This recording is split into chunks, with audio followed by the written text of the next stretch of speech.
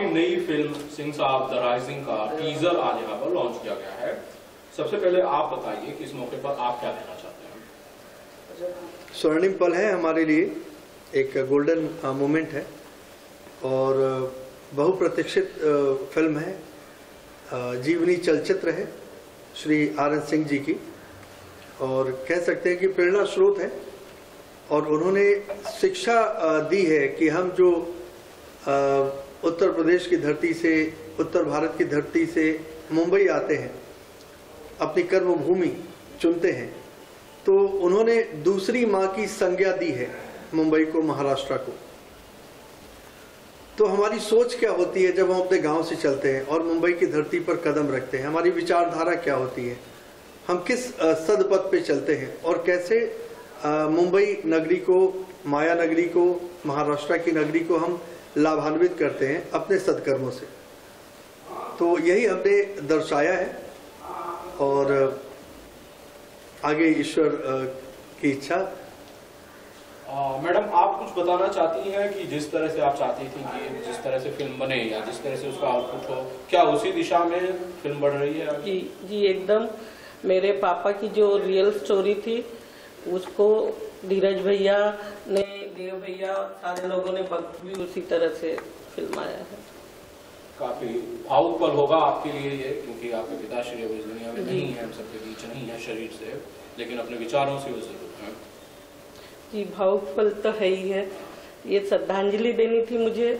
आज teaser launch हो रहा है और जिस दिन मतलब फिल्म दर्शकों तक आएगी, वो मैं बोल नहीं पा रही, सॉरी, भावुक हो गई हूँ मैं, इमोशनल हो गई आप। ठीक है डायरेक्टर साहब, फिल्म के बारे में आपने आज तो टीजर छोड़ा है, इससे पहले जो इसके पोस्टर्स थे या जो मोशन पोस्टर आया, बेसिकली मैं कोट करके कहना चाहता हूँ, काफी लोगों को पसंद आया था। क्या उसी तरह से या सही कहूँ तो उससे ज्यादा उम्मीदें टीजर से हैं?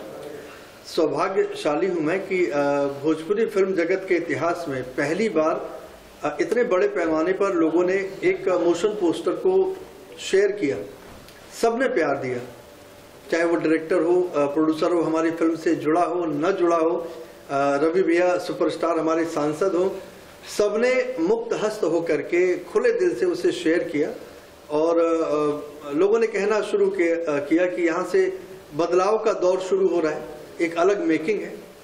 और ये पहली बायोपिक है। जैसा कि आपने सवाल पूछा, दीदी बोल नहीं पा रही हैं, पिताजी हैं, जन्मदाता हैं उनके, और उन्होंने उनकी वो जर्नी देखी है कि मुंबई में 108 रुपए की नौकरी से जिन्होंने अपना सफर शुरू किया और आज 60,000 कर्मचारी को वो रोजगार दे रहे हैं। तो वो जिस तरीके से रोजगार दे करके जीवन को उन्नत बनाने का उन्होंने प्रयास किया, ये एक बड़ी मोटिवेशनल स्टोरी है, एक बहुत अच्छी प्रेरणादायक कहानी है जिससे लोग शिक्षा ले सकते हैं, हमारी आने वाली पीढ़ी शिक्षा ले सकते हैं कि हमारे पास संसाधनों के अभाव में जो हम बहाने बनाते हैं कि हम हमारे पास ये होता तो हम ये कर लेते, हमारे पास वो होता, ये सुविधाएं होती, तो सुविधाओं की विपन्नता के बावजूद उन्होंने अपना एक साम्राज्य खड़ा किया और उन सारे लोगों को अपने साथ खड़ा किया जो वंचित थे, पिछड़े थे, जिनको रोजगार नहीं मिलता था, मुंबई आकर के वो दिशाहीन भटकते थे, उनको उन्होंने एक दिशा दी, एक मार्ग दिया।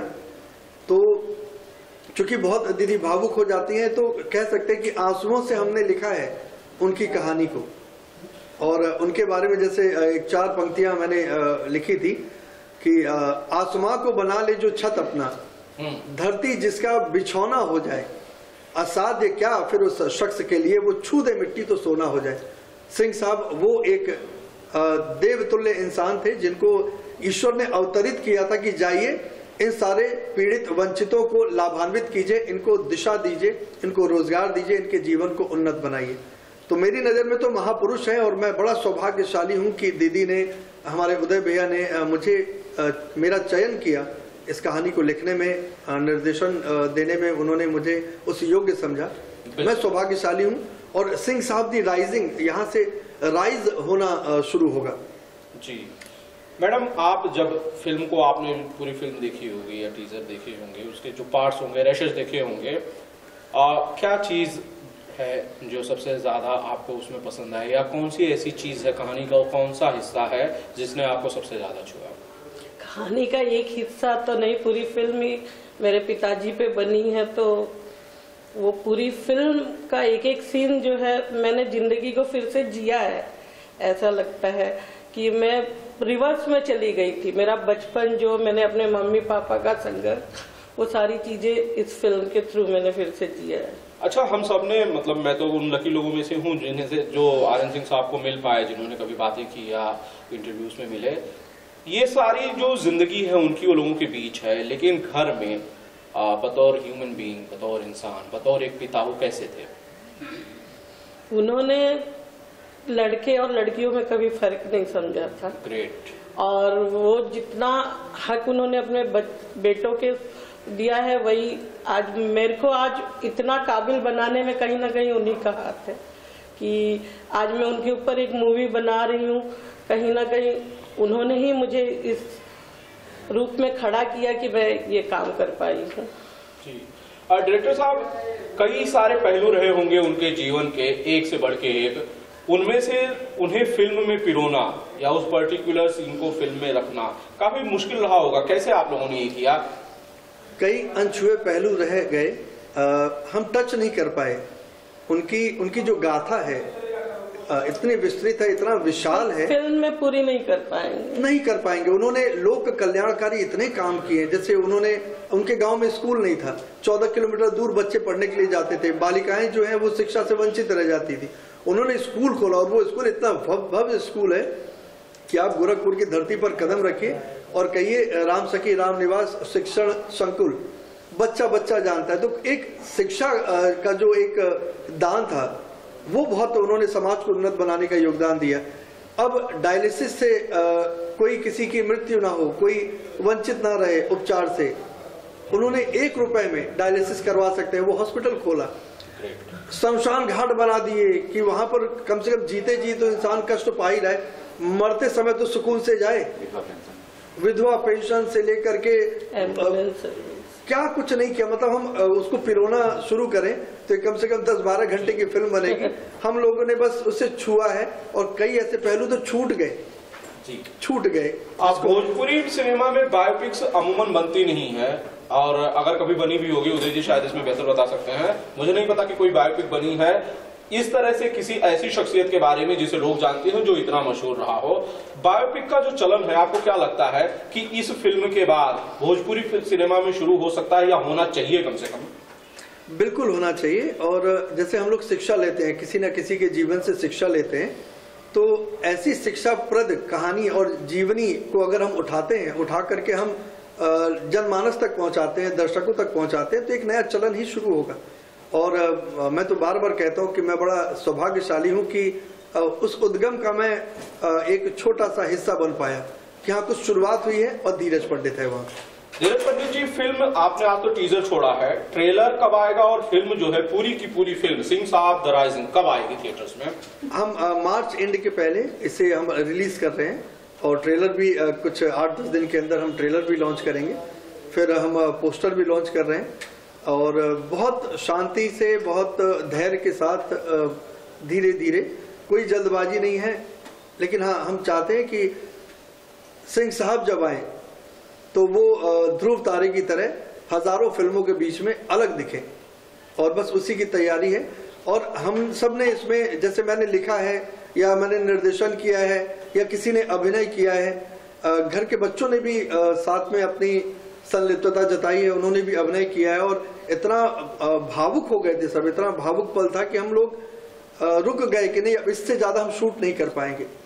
सिंह साहब के अंतिम दिनों का कुछ दृश्य हम लोग शूट कर रहे थे और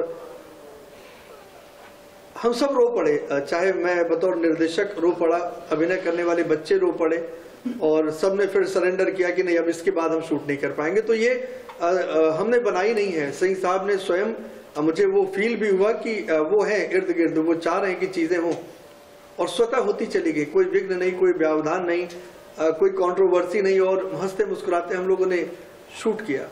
मैं ये जानना चाहता हूँ कि सिंह साहब का जो कैरेक्टर है, आर.एन. सिंह साहब का, जब स्वर्गीय आर.एन. सिंह साहब का जब कैरेक्टर चुनना था तो देव सिंह का चुनाव कैसे हुआ? क्योंकि काफी नोटेड आर्टिस्ट हैं भोजपुरी सिनेमा में। अगर आपको फिल्म बायोपिक बनानी थी भोजपुरी में, पवन सिंह से लेकर दिनेश लाल यादव, निरहुआ के सारे ला तक थे, देव सिंह ही क्यों? जी दीदी, दीदी पहले बोलेगी। आप बताइए, आपको क्यों लगा कि भाई ये फिल्म में जो आपके पिताजी का किरदार है स्वर्गीय आर.एन. सिंह साहब का, वो देव सिंह बढ़िया निभा सकते हैं या लाजवाब निभा सकते हैं? एक्टर तो काफी अच्छे हैं भोजपुरी में और देव भैया भी काफी अच्छे हैं। हम चाहते थे कि अपनी फिल्म को टाइम पे पूरी कर सके, जो कि बड़े स्टार जो हैं वो काफी बिजी थे। इस वजह से हमने अपनी फिल्म को एक शेड्यूल रखा था जिसमें पूरा करना था, इसलिए हमने देव भैया को लिया और उन्होंने अपना पूरा वक्त हमको दिया, इस वजह से हमने उनको चुना। एक कारण ये था और दूसरा एक कारण ये भी था कि सिंह साहब लंबे कद के थे और हमें बिल्कुल, चूंकि हम बायोपिक बना रहे थे तो लुक अलाइक, हूबहू समथिंग हम लोग कुछ खोजते हैं कि उनके जैसा। और पहली बार जब देव को गेटअप लेकर के हमने भरौली गांव में उतारा तो वहाँ के बूढ़े बुजुर्ग सब बोल पड़े कि लगता है कि साक्षात सिंह साहब चल के आ रहे हैं। बाबू राम निवासी है। हाँ। बाबू राम निवासी है, लोगों ने, बुजुर्गों ने वहाँ के बोला। तो यहाँ किसी ने कास्टिंग नहीं की है, सिंह साहब बैठे थे, वो हम लोगों का मार्गदर्शन कर रहे थे, वही हो रहा था जो सही था हमारे लिए। तो देव का चयन, चूंकि एक्टर बहुत अच्छा है और बिल्कुल उनके जैसे, सिंह साहब के जैसे वो दिखते भी हैं और उन्होंने अपना 100% दिया मूवी में। बहुत मेहनत की, बिल्कुल उसी ट्रांस में वो जीते रहे और करीब 24-25 दिन का हमारा शेड्यूल था। उस दौरान उन्होंने परिवार से भी बात नहीं की और खोए रहे उस किरदार में। तो हमारा चयन सही था, हमारा निर्णय सही था। कई पहलू हैं जो लोगों के बीच हैं और कई पहलू हैं जो लोगों के बीच नहीं है। फिल्म कैसे डिवाइड होगी? वो कौन कौन से पहलू होंगे जो अनछुए रह गए, उन्हें फिल्म में आप दिखाएंगे, या जो लोग पहले से जानते हैं वही फिल्म में होगा? चूंकि देखिए एक टाइम ड्यूरेशन होता है, हम बायोपिक तो बना रहे हैं लेकिन उसमें एंटरटेनमेंट भी जरूरी होता है कि लोग देखें क्यों। तो हमने बहुत, मतलब समझिए 40% ही हम दिखा पा रहे हैं उस 2.5 घंटे के अंदर में। मैंने कहा ना कि जैसे उनकी गाथा बहुत बड़ी है, लोग कल्याणकारी इतने कार्य किए हैं कि अगर पूरे कार्य को हम लोग एक माला में, एक फिल्म में पिरोते तो ये 8 घंटे की फिल्म बनती तो भी पूरी नहीं हो पाती। पार्ट 2 बना लीजिए, इसमें कौन सी बड़ी बात है? पार्ट 2 बनाइए। सिंह साहब इन लंदन, हमारी तैयारी है, हो सकता है कि पार्ट 2 हम लोग करें।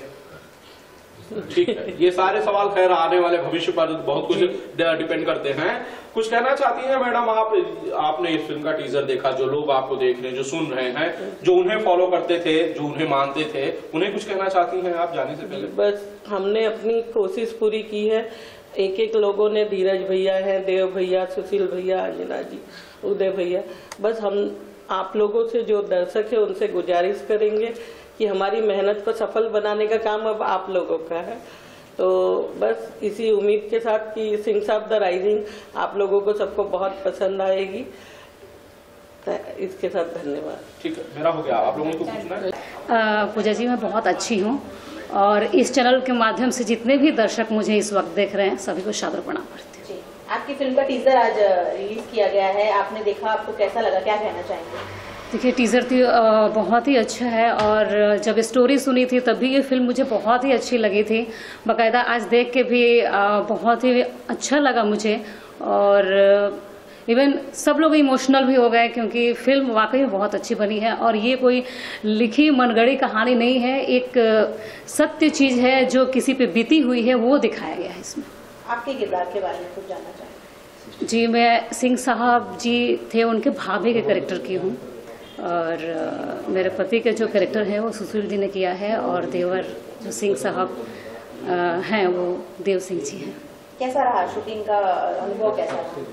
बहुत अच्छा रहा एक्सपीरियंस। वहाँ पे सब लोगों ने बहुत अच्छे से हम लोग शूट किए। हमारा जो प्रोड्यूसर साहिबा हैं वो भी बहुत ही अच्छी हैं और किसी चीज़ की कमी नहीं होने दी, बड़ा मजा आया। फिल्म के बाकी कलाकारों के साथ कैसा रहा आपका? बहुत अच्छा रहा। देव जी के साथ तो पहले भी मैं 3-4 फिल्में कर चुकी हूँ।